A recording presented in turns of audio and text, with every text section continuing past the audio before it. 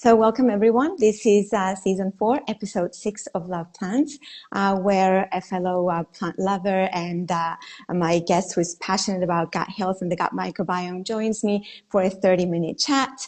So today I am thrilled to be chatting with Jessica Lebovitz, who's a registered dietitian and celiac disease expert, and we're going to talk all about celiac disease and her work with relationships and of people who have celiac disease. So a little bit about Jessica. She's a registered dietitian living in New York City who is passionate about helping those with gastrointestinal conditions. She works at the Celiac Disease Center at Columbia University and in her own practice, Jessica Nutrition. Jessica is an expert in celiac disease and other gluten-related disorders and has celiac disease herself. Her research focuses on improving quality of life for those with celiac disease, especially related to dating and relationships among those with dietary restrictions. She also published guidelines for micronutrient considerations in celiac disease. She loves helping others meet their goals, live a healthy lifestyle, and enjoy food to the fullest. So welcome. Thank you so much for having me. Yeah. I'm very excited. Thank you for being here. And I wanted to start by saying that, yes, anybody who visits your Instagram page will realize how much you love food and how you enjoy life revolving around food. And that basically, I think it's your way of also encouraging other people with dietary restrictions realize that, you can have a life and you can enjoy your life with these restrictions. For sure. That's a big message of mine. I was talking about it just earlier today that I love food and I'm not going to let celiac disease or any other dietary restrictions limit that. You can still have so much delicious food even while limiting certain things. Right, exactly. I have IBS, so I Right. kind of Right. know that, and you kind of navigate your life. Of course, it has some restrictions, but we have to find the best in life, of course. Exactly. So let's get right into it. Sure. Would you like to share a little bit about your personal journey with celiac disease and also what prompted you to follow a career in dietetics, focusing in GI? Was it because of your celiac disease journey, or did you discover that after? Yeah, so actually, this all initially started when I was applying to college and trying to figure out what my major would be. And I applied to certain places as a chemistry major, other places as a nutrition major. But in the end, I had realized that nutrition really combined my love for food, as you mentioned, science and counseling. So I did end up as a nutrition major. And through college, I was led on the path to become a registered dietitian. And then it wasn't actually until my senior year of college when I was already becoming a registered dietitian that I was diagnosed with celiac disease. So the nutrition happened first, and then I received the diagnosis. I personally was pretty shocked when the gastroenterologist told me I had gone to them for acid reflux, not really thinking much of it. And then they told me that I had celiac disease, and I laughed and said, that's really not possible. All I eat is bread, pasta, and pretzels. I could not possibly have celiac disease, but obviously eventually I realized that it was true. And looking back, I did see some signs of it, things like constipation, bloating, a shorter stature, which you can't tell on an Instagram live. And then later on figured out that I had osteopenia. So it did make sense, but it didn't seem very obvious at the time. And so I ended up continuing my dietetics career. I went through my training, graduated college. I then started working more in hospitals, but I became more passionate about celiac disease and GI conditions and started doing that on the side, and eventually started doing that full time and have been doing that for maybe almost 7 or 8 years now, full time. Yeah. That's interesting that you said that you didn't, I mean, it was such a shock for you, right? Yes. To get that diagnosis, but then it kind of paves the path for you. And you have this passion also because you know what other people go through and that there is a need for help. Yes, it is.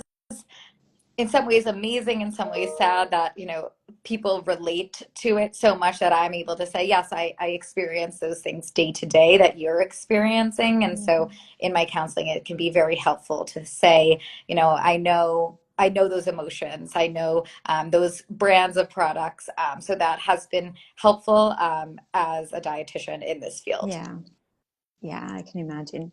Well, let's start with the basics as far as celiac disease. What is it exactly? And then how is it different to a wheat allergy, but also the non-celiac gluten sensitivity that people hear about? Yeah. So celiac disease itself is an autoimmune disease in which gluten triggers inflammation and then damage in the small intestine.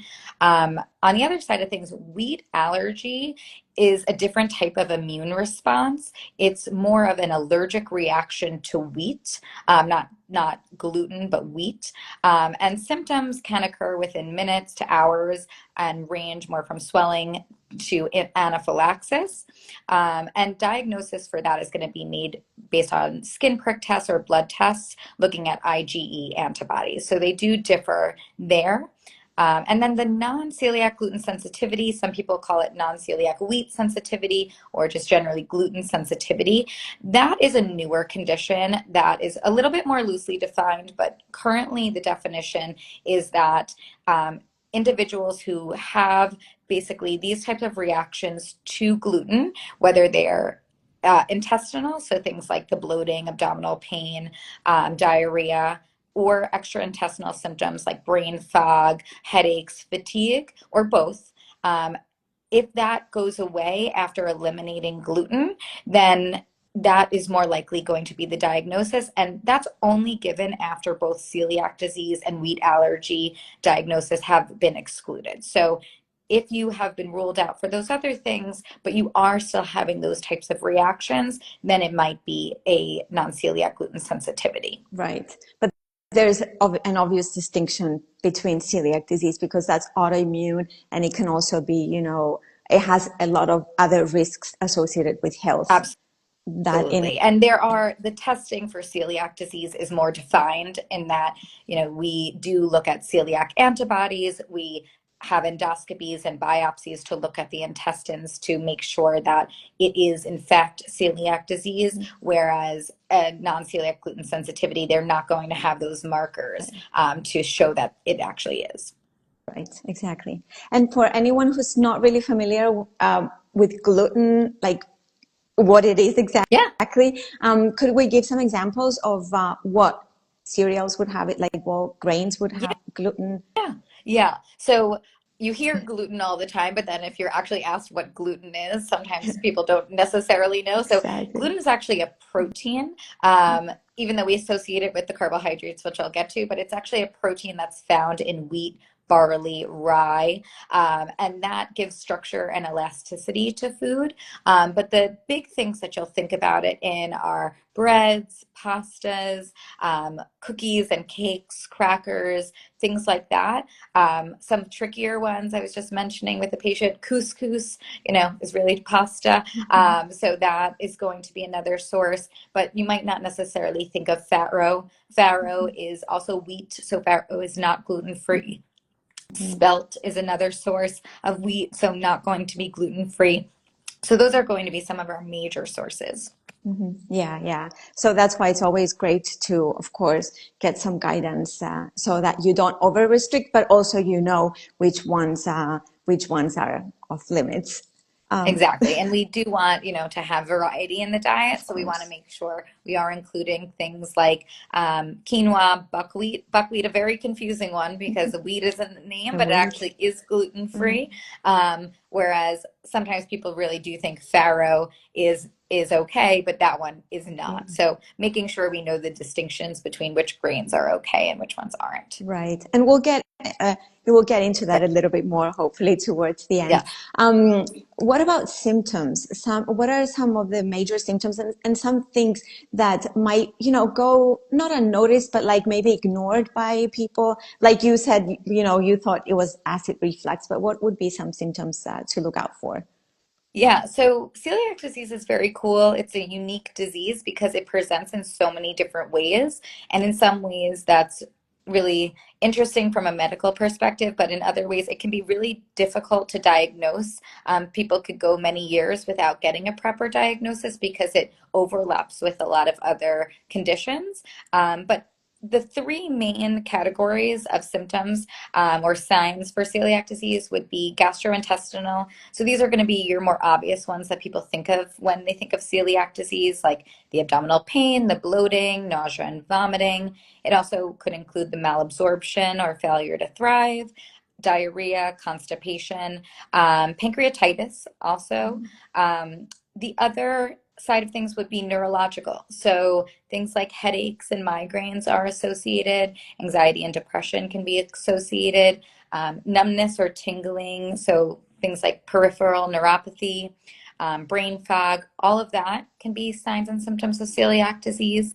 And then lastly, extraintestinal symptoms can include anemia, as I mentioned before, osteopenia or osteoporosis, arthritis. The skin manifestation of celiac disease is called dermatitis herpetiformis, canker sores, dental enamel defects, and infertility.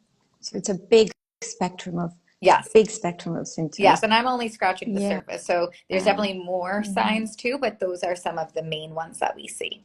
Yeah. But sometimes when you have so many, it is easier to kind of ignore because it's not one specific symptoms that you can pinpoint to Right.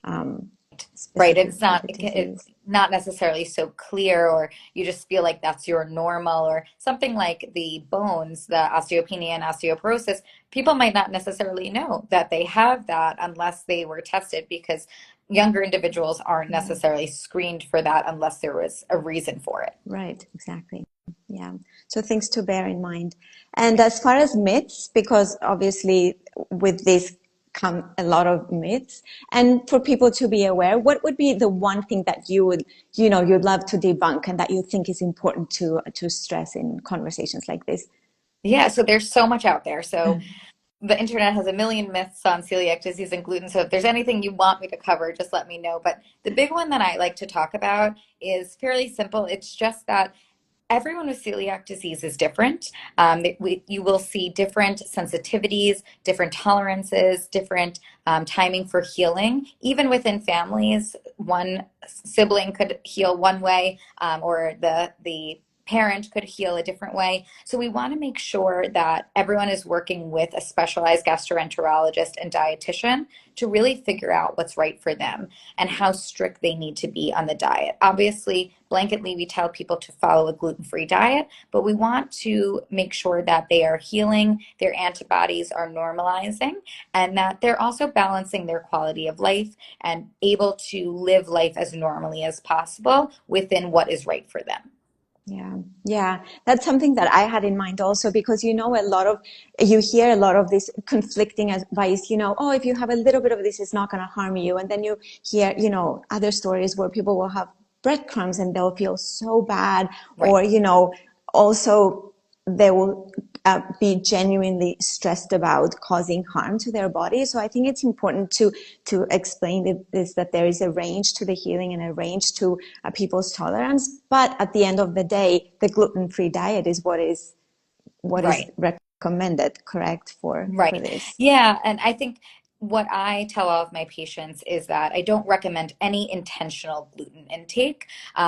We want to make sure we are eating gluten free at all times, so that I can tell you most of my patients can eat out and travel and live life to a more normal degree, which will have small levels of gluten exposure.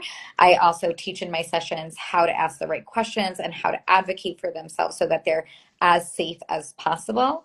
But since we're on social media right now, social media oftentimes people will see something that someone got gluten from one thing, and then they get very nervous and spiral and think that they can never dine out or they can't do these things, and that might have been right for that person, but we have to figure out what's right for you. So really trying to get the support from social media and different avenues like that, but also really working with your medical team to make sure that you are following the diet in the way that's going to allow healing and really optimize your mental health as well. Exactly. Education is so important, and getting it from the right sources and empowering yourself, like with the the proper knowledge. And we can use social media in correct ways, but always, and in this case, I think personalization is Right. so Yeah. important, of course. And this is a great, we're doing an Instagram live. Like I hope Yeah. people see this and they're able to get some good information from there. So obviously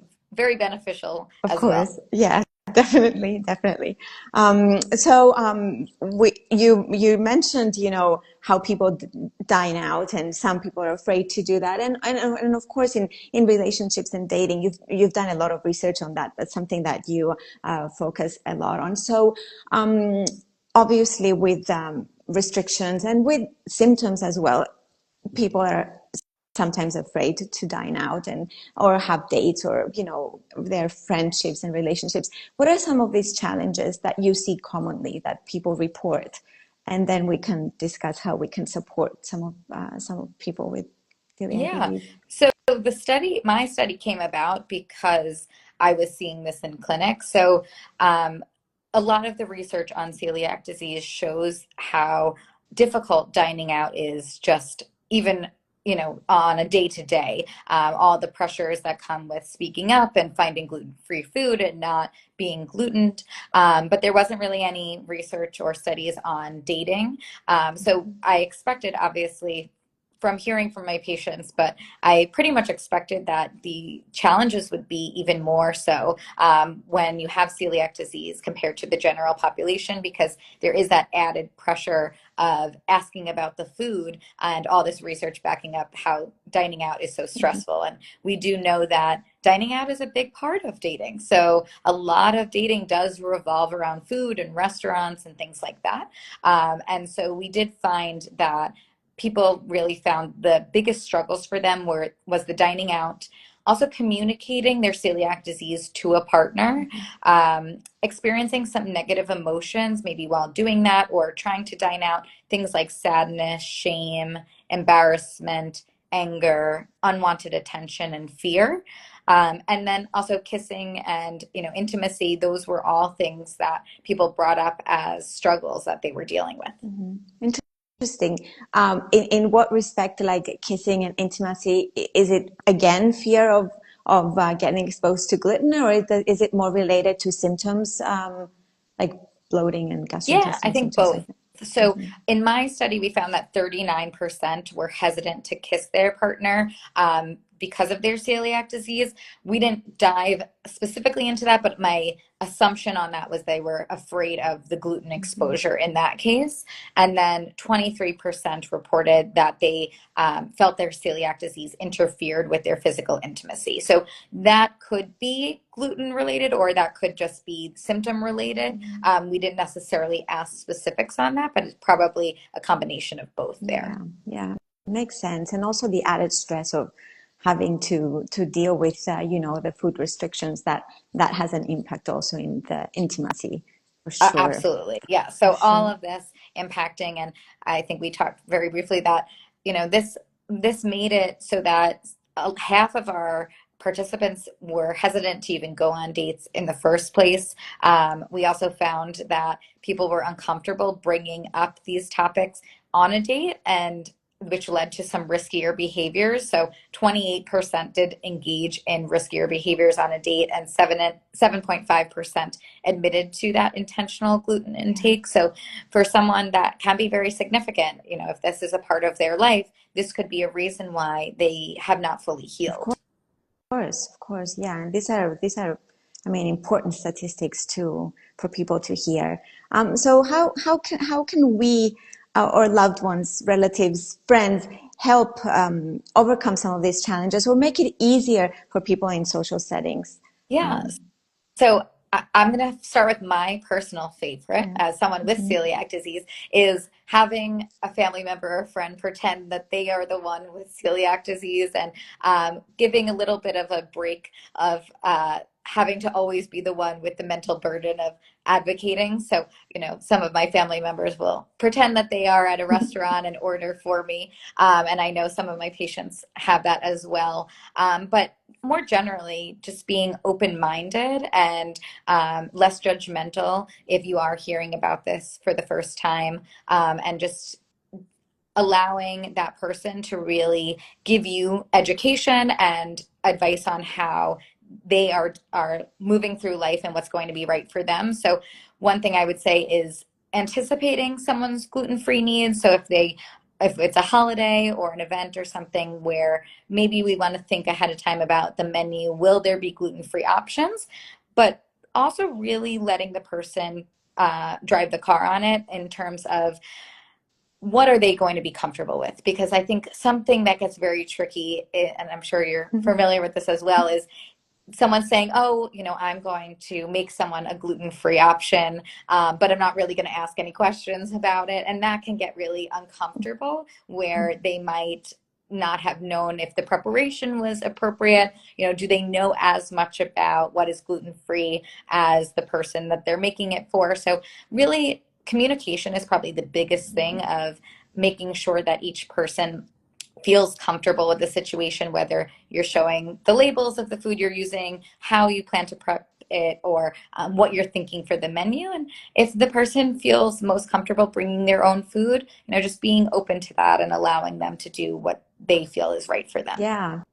Yeah, and these are all great tips. And on the last one, I had read somewhere that, sometimes when you have people with food restrictions, it's nice to do this potluck kind of idea where people then can bring whatever makes them feel, more comfortable. And that way you remove that stress of then having to ask questions. Really, did you not use garlic, for example, in my case? Or Right. did you, and also you kind of don't isolate the person with the food restrictions either. So it's not like, you have a big spread of different foods and then you're like, oh, but I made this for you, Right. which is then, the gluten-free or whatever other food restriction you have. So just, I guess, for us to be mindful that there are ways we can do that for everyone to have a normal life and have fun.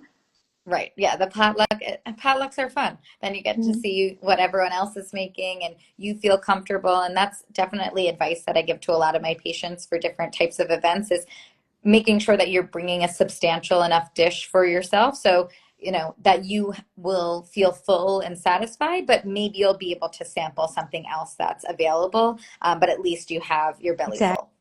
Exactly. Yeah. Yeah. That's great. How about, like you've published guidelines and people can see it also the paper on your social media on micronutrients and deficiencies that might, or not micronutrient needs or deficiencies that might arise from celiac disease. What are some of these key micronutrients that people should be looking out for? And is it primarily because of the diet restriction, or is it part of the disease? So both. So interestingly, it can be the diet and the disease. And so the article we published is called Micronutrient Considerations for Celiac Disease, and that's in the journal Practical Gastroenterology. And the big nutrients that we touch on in there is vitamin D, calcium, vitamin B12, folate, and iron. Those are definitely ones that we see most commonly being deficient, or in the case of calcium, more for the bone health aspect. And so we do find that deficiencies can be there due to malabsorption from the damage in the small intestine.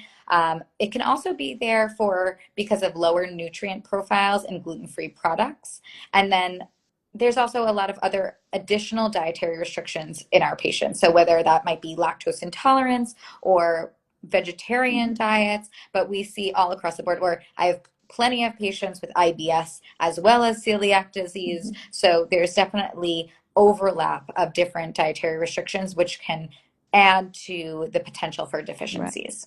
Right. Yeah. So that's great to have in mind. And then, if someone has no, actually, if you want to prevent the deficiency better, because it gets complicated if you already have it. But would you focus more on food or any kind of supplements? For example, in the case of vegetarian, like any supplementation that you might add, or for vegans. I know that you are all about food, and so am I. So supplements are not they're kind of like my last resort. But in this case, are there things that are necessary for someone with celiac disease? Yeah, and that is actually part of the reason why we put together that paper and had all these meetings to figure out with our doctors when do we want supplementation and when do we not need it. I generally lean on the side of less is more in terms of supplementation, but as a dietitian, I always take a food first approach. So generally, I am talking about foods most of the time.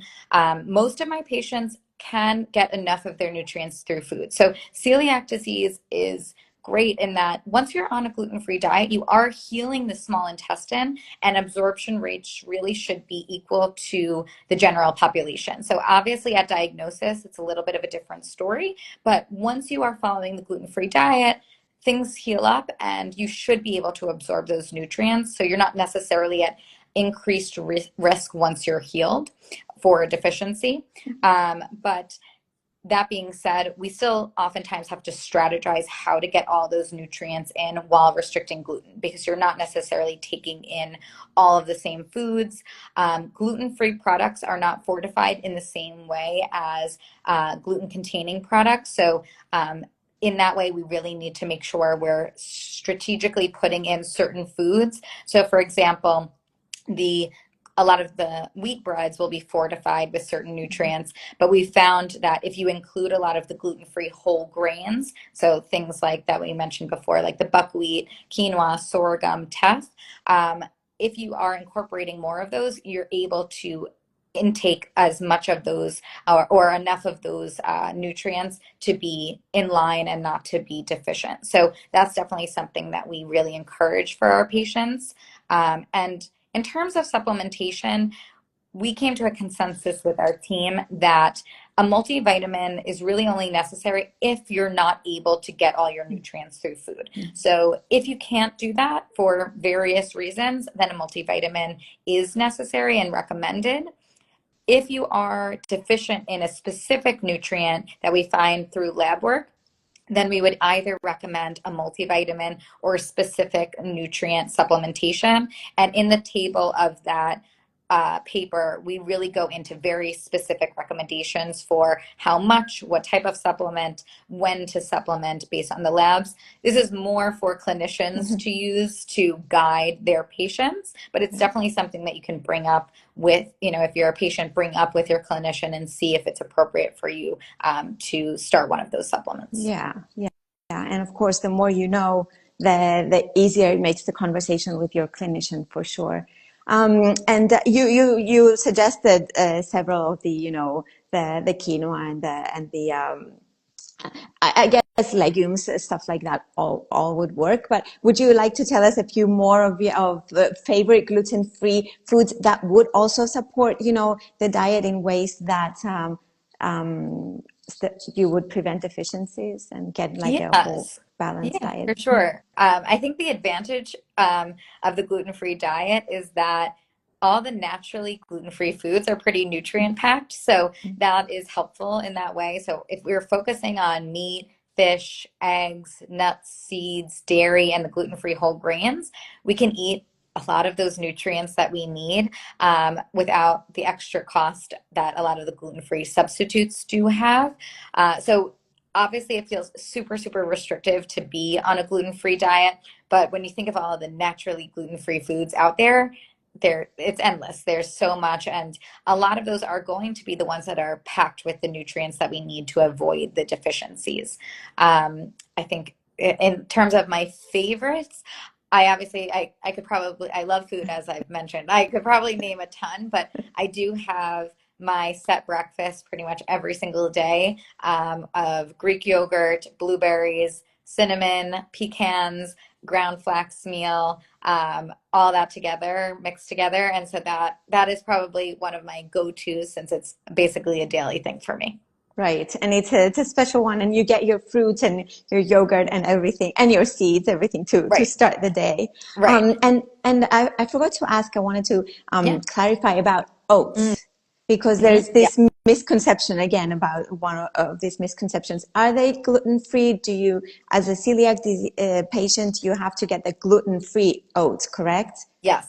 So oats are very controversial, and that's definitely something you want to work with a specialized dietitian on.